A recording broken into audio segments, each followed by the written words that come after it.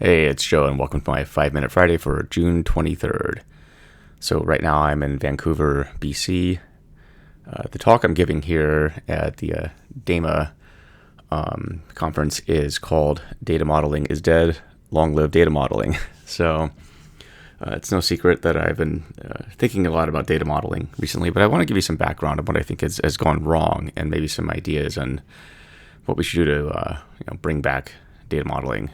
So, some things I've noticed really. A lot of teams, in particular, software and data teams, say that they want to operate agile, right? So, what this often means is, there's a desire to move fast and iterate, which is great. At the same time, it seems like this is often at the expense of either learning or adopting formal practices. And, data modeling is one of these things where I feel like it's always been misunderstood and misapplied, but especially now, especially when you look at the spectrum of fast versus formal or, relaxed versus rigorous, fast and relaxed as one. And at the same time, working with data is almost too easy these days. You aren't constrained by computer storage nearly to the extent that you were back in the day. So you have a lot more liberty to, throw as much compute as you want at, data problems. Data can take many shapes and forms. Obviously, there's various ways of storing data that aren't just rows and columns anymore. And there's just more people handling data, and so that just means more opinions and ways of handling data. So again, this is just what I've seen happen over the years. When I talk to quite a few people who have been in the game for a while, this seems to be a lot of, in general, a lot of the big things that have impacted the, I guess, decline of the use of data modeling, right? So, but at the same time, why is this important? Why are we talking about this? Right? I mean, we could just simply ignore everything and pretend everything's fine. But what I see happening right now is a lack of an understanding of data modeling is getting a lot of both software engineering teams and data teams into trouble, right? So, because data is easy to deal with, it's also easy to make pretty catastrophic mistakes. Often these mistakes aren't known about until much later when your system starts scaling up, and you start running into problems.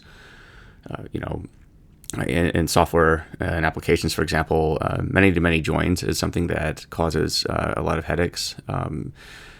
Large, nested data sets. If you're using a NoSQL database, that tends to become very hard to decipher, and tying it back to business concepts really, and the business rules and processes you're trying to capture in data. That's sort of the lost art. And I want to bring that back to what data modeling really is intended to do, which is encapsulate the business logic, the business rules, the concepts, and the flows of information in data, which can be used to facilitate a greater understanding of information and knowledge, and the use of information and knowledge both by humans and machines, right? But I think we've gotten away from that practice.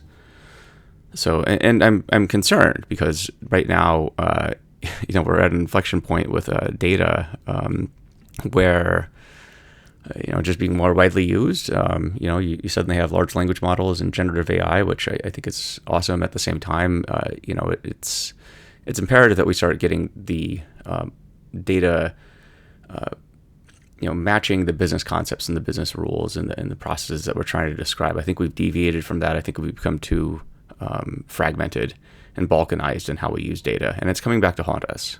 I see this all the time. So what can be done?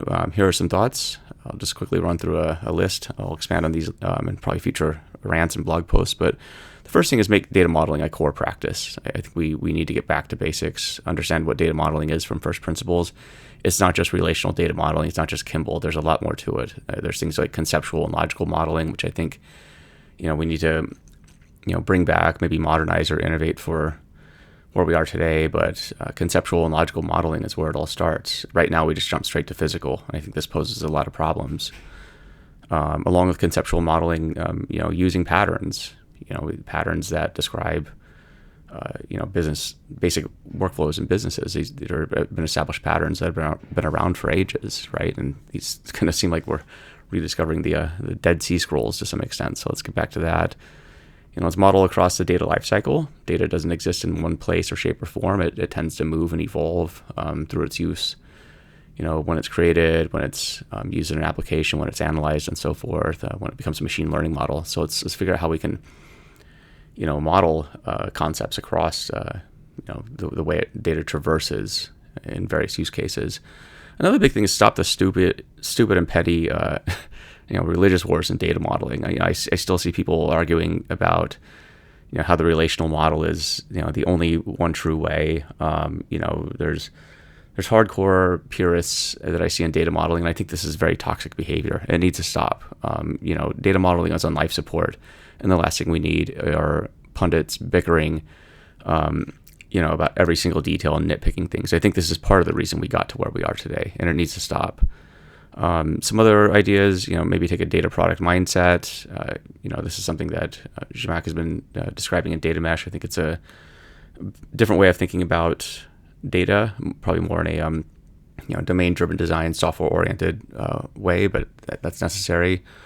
And finally, there's a notion that I've been thinking of called data model ops. So yes, another ops term, but we need a way of operationalizing data models across the data lifecycle. So again, this is something I've been thinking a lot about, something I'm going to be including in my upcoming book. So anyway, just some thoughts on kind of what happened, the situation we're in, and how we can make things better. So anyway, hope you have a good weekend, and talk to you later. Bye-bye.